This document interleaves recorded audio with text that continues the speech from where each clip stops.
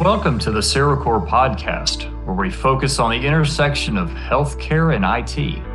From practical conversations to strategic thought leadership, let's unpack the decisions, challenges, and journey of those whose purpose it is to deliver technology that improves healthcare in their communities. Today, we're pleased to welcome Darcy Corcoran to the CyberCorp podcast. Darcy is an executive-level cybersecurity consultant for CyberCorp with 21 years of experience in the United States Department of Defense and 8 years in the commercial sector supporting major domestic and international initiatives across a variety of industries. Her career began as an active duty soldier and culminated as a federal civilian employee with the Marine Corps as a cybersecurity professional for the Marine Corps CIO.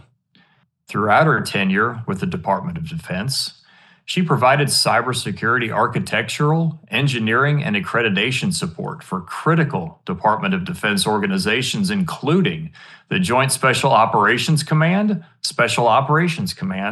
United States Central Command, and the United States Marine Corps. Selected from hundreds of international applicants, she served as a senior scientist on the NATO cybersecurity staff in The Hague and oversaw security architecture, governance, compliance, and accreditation of assets across the entire NATO capability portfolio and allied transformation. Upon retiring from federal service in 2016, Darcy assisted both international and domestic companies in creating their cybersecurity offerings and products.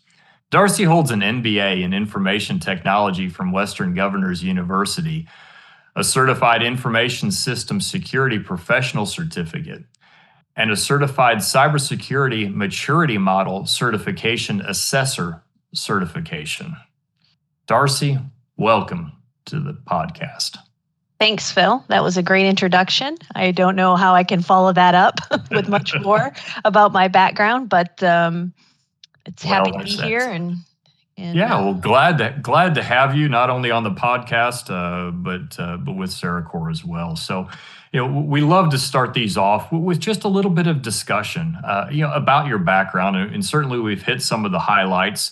But we always like to hear from you a little bit about, your journey and what inspired that journey. And then, ultimately, what led you to a focus in healthcare? Okay. Well, as you said, my background's defense, and I started in active duty. I really started in the IT and tactical communications. So that was, signal support, all the radios and tactical radios. And it was really before cybersecurity was even a thing. And so it was more called information assurance. And it was the stuff that nobody else wanted to do. So, as you're new in the military, you tend to get handed everything kind of rolls downhill, the stuff that nobody else wants to do. So that's how I got into, cyber security, because it was just the stuff nobody else wanted to do at the time in the early 90s. And so I was just really lucky. I got to do every job I ever wanted to do in the military.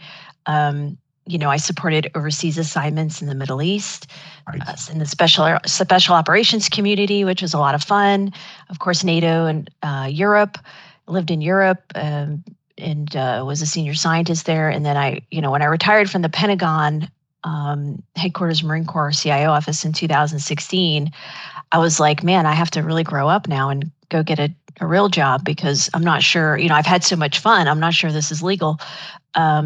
So I continued supporting DoD and Department of Energy and other aspects of industry as a contractor and consultant, critical infrastructure and cybersecurity space. So that's kind of, was my journey. I think milestones for me, if I had to kind of think about it, I was pretty rudderless before I joined the military. I like computers. I mean, my first computer was a Commodore 64 and, in the 80s. And I would skip lunch and recess and sneak into the library and, go play with basic programming. And then I would stay home from school and be quote sick, so that I could sit home and play with the Commodore 64, right? So I think I had early early interest in those sort of things.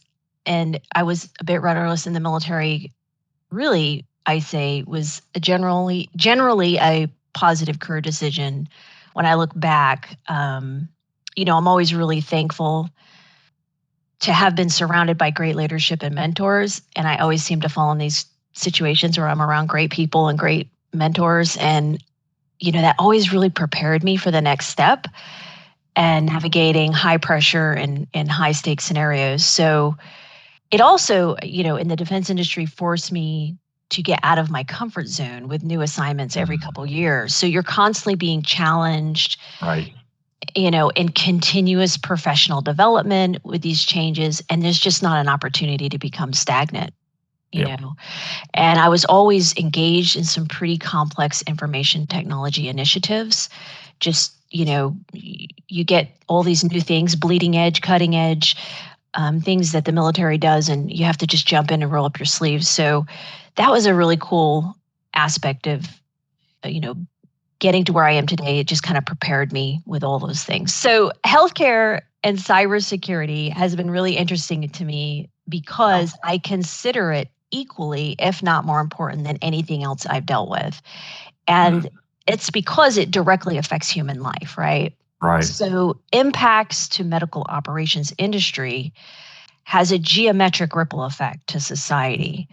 And I think patients need to trust and have reasonable assurance that healthcare technology is going to keep their data safe and private. And at the same time, physicians need to know data is reliable, secure, and resilient. Indeed. So, Indeed. No, that's excellent. And, I think for those of us who have been in the healthcare space for a while, it is no doubt that the cybersecurity, when it comes to what we deal with day in day out, is forefront and top of mind for everyone, given everything that's transpired over the past several years. Healthcare's getting hammered, and it seems like we have very few choices on how to respond to some of these things. And so, if you wouldn't mind, maybe share your perspective with the listening audience, just around your perspective, because it does come out of defense and it wasn't born in healthcare. So your perspective around cybersecurity strategy. What do our listeners need to be paying attention to? What are some of the things that maybe they could learn from your experience from a Department of Defense standpoint that they should be looking at? Well, I think network defense in general is a very important conversation. And I think a lot of CIOs are definitely awake at night over network defense. Indeed. And my philosophy is a proactive network defense versus a reactive network defense. And so reactive network defense is unfortunately the cycle that many organizations are caught in today. Yeah. Active defense starts with a little bit of an intellectual shift. And so what it really comes down to is making it so cost prohibitive for the malicious actor that it causes them diminishing returns. And we do that by always giving these attackers a bigger problem to solve as often as we can. And then when that occurs, they'll move off you and they'll find a softer target. And so as our client, I always want to know who's interested in you and why. I want to know how the attacker sees you. And the value that our clients get from that is being able to effectively and efficiently defend yourself with a threat intelligence that has context to you. So a lot of general threat intelligence information today, it's not really that good because organizations need to know where they rank in the pecking order of attractiveness to malicious actors. So you have to be able to provide context to that threat and then draw a line to where you can adapt it into your defense strategy. So reactive network defense focuses on fortifications, boundaries, and looking at what's attacking as it hits the boundary. So in a sense, network defenders are like sitting in a dark room and every noise they hear is a threat, and then they react. Well, Right. that's not only expensive, it's exhausting, and it just might not even be enough. So we need to have an informed defense with context. Mhm. So I do a proactive defense. Right. I don't do a reactive defense because, in a sense, what we're doing when we do active defense is we're pushing the boundary beyond Yeah. the current firewall. Yep. And we're looking at this from a global perspective because attackers are coming at us from a global perspective. So defense has to start at a global level. Yeah, that's a really good point, and certainly a different mindset. And when you have that different mindset, it impacts strategy on how you approach it. So you mentioned these malicious or bad actors, and I do think that sometimes there's some misconceptions about these individuals, right? They're just they're kids in some third world country with a computer looking to make a couple of bucks. But I don't think that we pay a lot of attention sometimes to the who we're trying to defend against. And so I think you raise a good point. So if you wouldn't mind, maybe give our audience a little bit of perspective about who are those bad or malicious actors, and what should they be thinking about in the context of, in essence, first, from a defense standpoint, right? Understanding your enemy and then being able to effectively make a strategy. Yeah, first, I do agree. I think there are some pretty harmful stereotypes about hackers. I think people do think it's a disgruntled loner, Right. maybe sitting in their parents' basement eating Cheetos, Yep. Exactly. maybe in some cases that's the truth. But I think there's a bigger force at play here, or I know there's a bigger force at play here. And, these are sophisticated, well-funded criminal enterprises Mhm. behind this $1 billion ransomware industry. And for 2023, it was $1 billion. It's like mind-boggling to me. But we Yeah. have to understand that what we're dealing with, if we want to beat them and defeat Mhm. them. And so these criminal enterprises are, they're converting cryptocurrency into multiple other currencies and laundering and moving money around the globe with cartel-like expert sophistication. So these are, a real criminal enterprise, and they are motivated, they are highly competent with sophisticated cyber operations and incredible resources, way more resources than an individual healthcare organization can defeat alone. Mm. And so our threat intelligence team has spent an extraordinary amount of time understanding the adversary from their techniques, tactics, and procedures, including their attack process, how they reconnaissance and profile a target. We know the key indicators of when an organization is being actively reconnaissanced. So to beat them, the strategy and mindset needs to shift to an active defense strategy that's going to synchronize these cyber operations against specific actionable threat intelligence and maximize the full effectiveness in synchronizing the right elements. Secondly, a fundamental shift is needed from this hyper focus of administration in GRC to an organized common operational picture that integrates everything into a concerted operational view to defend against this persistent, sophisticated, competent criminal enterprise, right? Yeah. You Wow.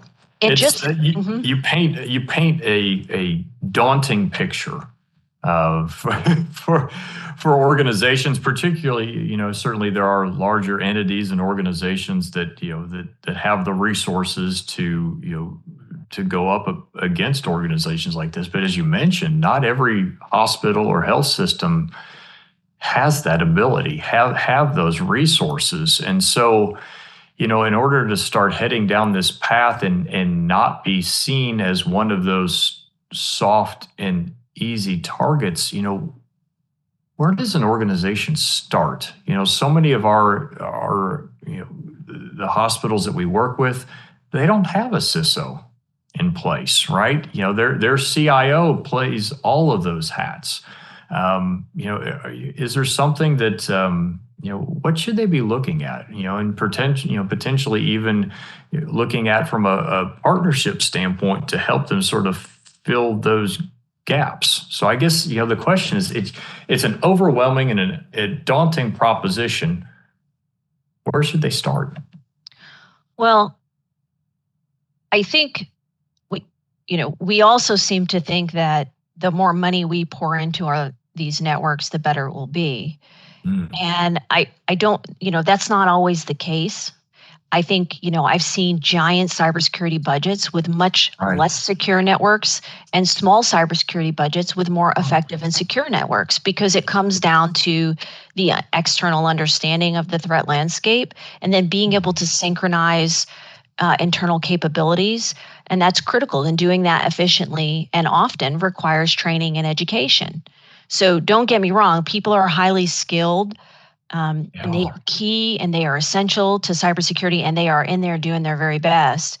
But the problem is that we seem to be working for tools instead of the tools working for us. And there are more great capabilities today than there ever been, but there's also more alert fatigue and audit fatigue and an inability to leverage the full capacity of tools over the lack of synchronization, more so than there's ever been. And so I would caveat all that by saying none of this is easy to do. Right. There is a complexity of technology and emerging threats that are geometric year over year, but it's a dynamic problem that requires dynamic thinking beyond the basic blocking and tackling of network operations that's been occurring. And so the other thing I would say is that if you think about it, it is the only time in history where the defense is weaker than the offense and more resources have been put into the defense than the offense.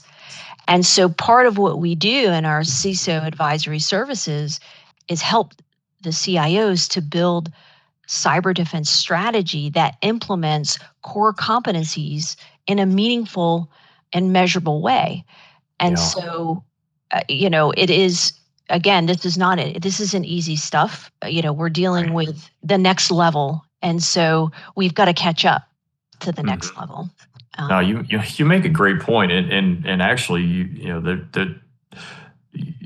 paint a better picture, right? So even if the resources aren't necessarily there, I think you're bringing up a great point in and around the strategy, right? So those bad actors, those malicious actors are out there with a strategy. Yes, they're well funded, but they are being strategic about who they're going after and how they're going after.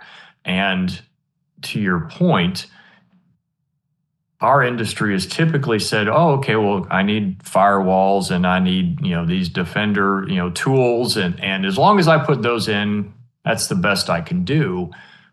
But they're not taking it that next step forward to say, well, who would be interested? And why would they be interested? And what can we do as an organization to make us a lot less interesting to those organizations? So I think that's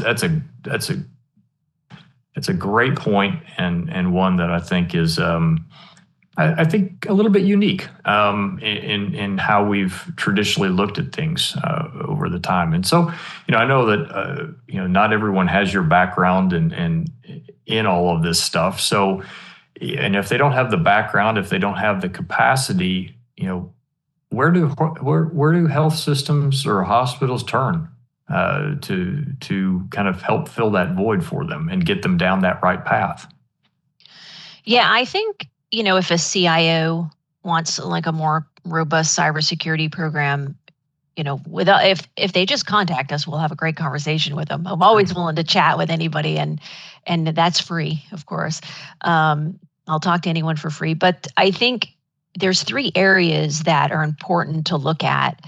And one is the threat intelligence, understanding the threat surface down to the DNA level, and being able to look externally without any internal insights, then contextualize that external landscape and look for ways to prioritize and leverage resources within in a more impactful way. And so we can do that with clients, but they could attempt to try to do that themselves as well. The second thing I think that they're up against with digital transformation, as organizations are looking at modernizing and moving to the cloud and, bringing in new tech like AI, we've been able to bring great value with some transition criteria and best practices. We want to reduce any unintended consequences. And so every time a transition occurs, there is an increased vulnerabilities and the organizational's risk profile changes. Right. And I think that goes unaccounted for a lot of times. And then lastly, I think, we're really can look at compliance and regulatory baselines and do assessments and gap assessments and stuff like that. But those are the three areas that I think are key for CIOs to look at. And we certainly focus on those three areas in supporting our clients. We do a lot more. We do a lot more things, obviously, but those are the three things that we seem to be getting the most business in these days with all of the changes. Yeah. Well, it's definitely an area that's got, that's top of mind to everyone. I think it's understood that it's a need, even all the way up through the board of directors. But sometimes I think even the translation from the technical aspect to, people sitting on the board that may or may not understand any of that stuff. I think there's definitely some help there too, around making sure that, everyone, all of those key stakeholders inside of the organization understand and then are working from the same page to come up with a better solution, a better approach to this going forward. So, I think one of the other things that is top of mind for everyone, because it's you can't escape it at this point, is this whole concept of AI, right? Everyone's talking about it, particularly in healthcare, right? And so, how do you see AI impacting cybersecurity, in the near term and then the far term, and what should CIOs be paying attention to there? Well, I think AI is definitely starting to come up in every conversation with our clients these days. And you're right, we can't escape it. It's everywhere. And yeah, it's exciting times. This is, with the advances in technology, AI has made some incredible advances in expanding the effectiveness of primary care providers, that's streamlining access to care, and it's helping to, reduce burnout, which I think is very important. I think it's also important to really embrace these changes because I think they're good for everyone. But the biggest risks to organizations with AI is that very few people understand how the technology works. Mm-hmm. And so there's always two really critical components to consider. I think one being the data that it ingests and analyzes. And then two, what are the operational protocols? Is it internal, external? What does the QC and maintenance process look like? Is it talking back to a foreign country? Are they taking data samples? And are those going back to a foreign country? This is really important because, as we in cybersecurity, we always try to balance the equities of the operational needs against things like data quality, privacy, security, and ethics. And so as we're trying to balance all those equities, we don't want to have a denial of service internally because our policies are so strict that nobody can do anything. But at the same time, we really want to make sure we're protecting those very important things that we are charged with protecting. And I think in the cyber advisory work, we're shaping and enabling our clients' success by giving them the understanding of those pitfalls and critical pieces to ensure their environments are secured and prepared to build and built to handle privacy and security challenges that are going to be inherent to AI. And in fact, we've offered some of these AI packages to clients that highlight all the, critical need to knows about AI, implementation, policies, and best practices. And that's kind of the products we've been helping clients with that are really tailored and part of, tailored to meet their unique environment and operational needs. Oh, excellent. And certainly a lot of things for us to be mindful of and paying attention to. And, heck, there is no doubt that at some point, even those bad actors are going to be using AI to tell them which are the right targets to go after. So, well, I think more to come on that end. Yeah, and I think it's already started. And to be honest, we have now, all these out of the box tools that they're leveraging, like ransomware as a service, and Yes. coupled with AI, maybe it is that kid in the basement of his parents' house eating Cheetos that's now going to be able to do that. I mean, they have increased the effectiveness of what they can do with these technologies as much as we have. Indeed. So. It's a never-ending race for us in that regard. And it doesn't just fall on the CISO, it doesn't just fall on the CIO, right? I mean, we all know that cyber security is all of our responsibilities, as employees and across the health system, et cetera. So, especially in light of what we've talked about, what advice would you have for leaders as they look to keep the rest of the folks inside of the organization trained on the cybersecurity do's and don'ts? Well, I think, cybersecurity workforce is pretty near and dear to my heart. Coming from the military, and we grew up with a lot of focus on mentoring and leadership and shaping the next generation of cybersecurity professionals. And I believe leadership is critical to shaping the next generation of professionals. And I think one of the reasons I actually resonated with Ceracore was, of course, the culture, the leadership, and the remarkable retention rates for an IT organization is a very key indicator, because retention starts with great leadership.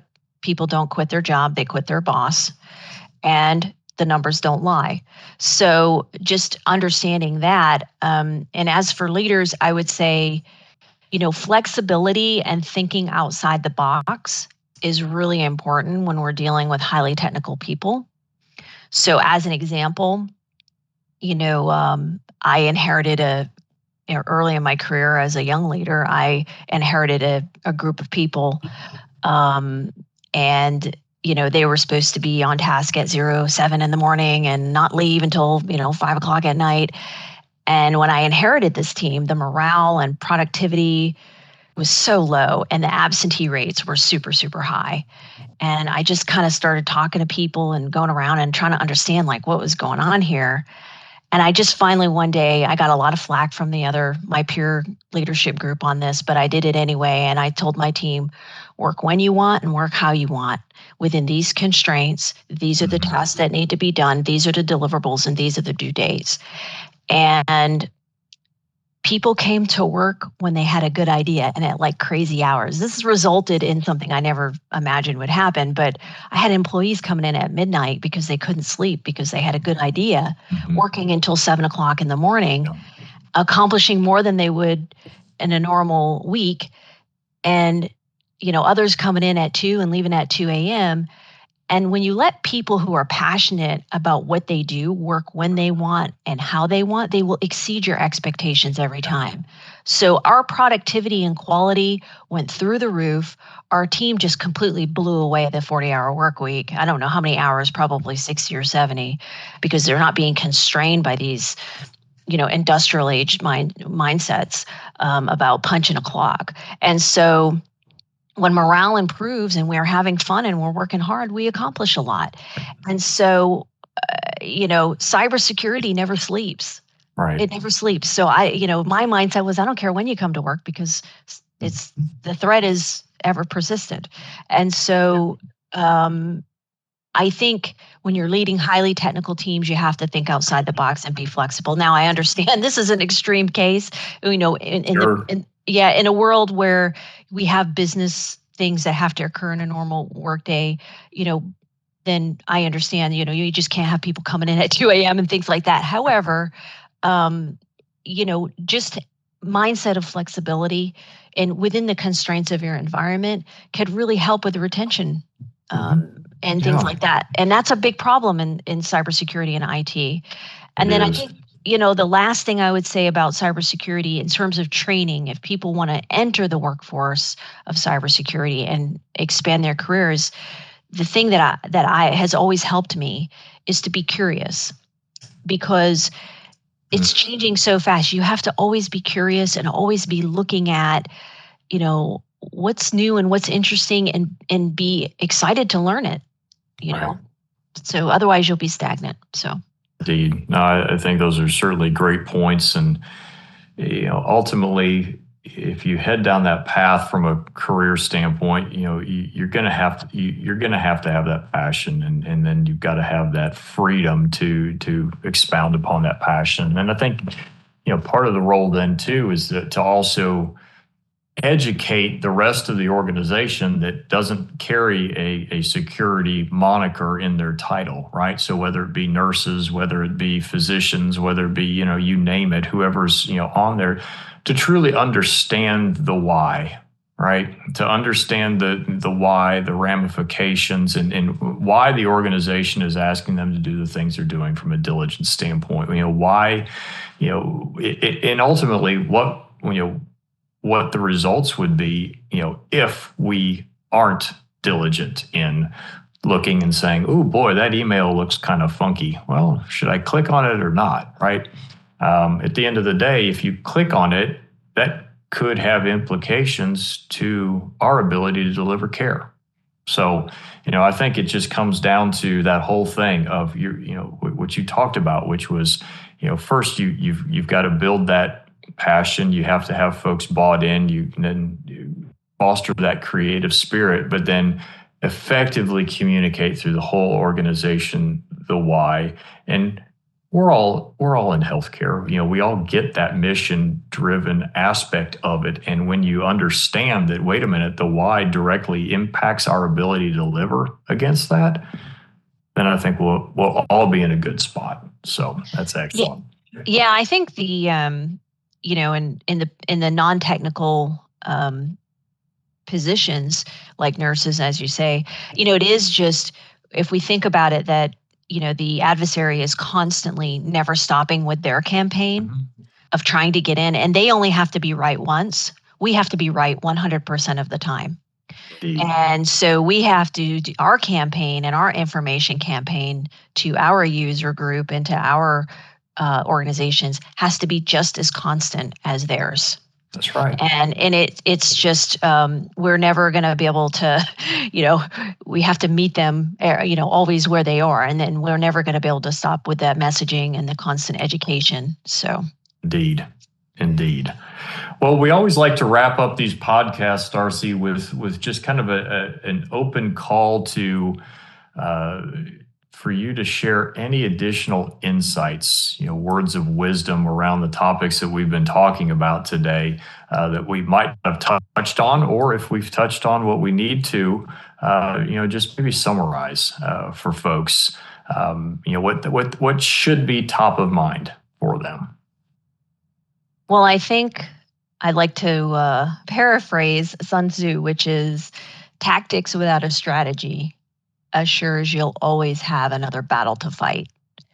And I think that's relevant in what we do in cybersecurity. And I think as a leader, it's really important to give your organization a clear strategic vision and allow them and employ them to build a plan that aligns with that strategy and defend that strategy and make sure that the things that they're doing on a daily basis align to it, so that the strategy and the vision are constantly being executed on a daily basis. And I think we talked about the strategy, especially network strategy, network defense strategy.